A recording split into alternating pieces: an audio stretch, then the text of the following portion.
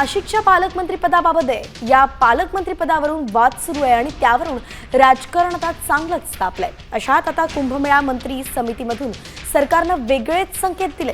जलसंपदा मंत्री गिरीश महाजन यांच्या अध्यक्षतेखाली कुंभमेळा मंत्री समिती गठीत करण्यात आली आहे, तर मुख्यमंत्री देवेंद्र फडणवीस यांच्या अध्यक्षतेखाली शिखर समिती गठीत करण्यात आली आहे। मात्र पालकमंत्रीपदाचा उल्लेखच शिखर समितीत नसल्यानं नाशिकला आता काही पालकमंत्री लवकर मिळत नाही असे संकेत यातून दिसत आहेत। त्यामुळे कुंभमेळ्यानंतरच नाशिकच्या पालकमंत्रीपदाबाबत निर्णय घेतला जाण्याची शक्यता आहे।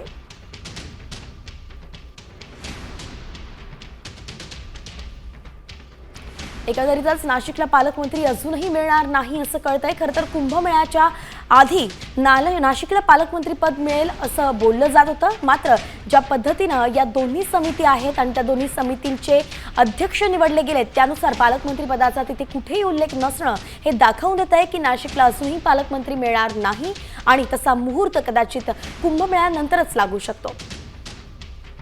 आता isakal.com आहे देशातील नंबर 1 ची मराठी न्यूज वेबसाईट। प्रत्येक अपडेटसाठी isakal.com ला नक्की भेट द्या।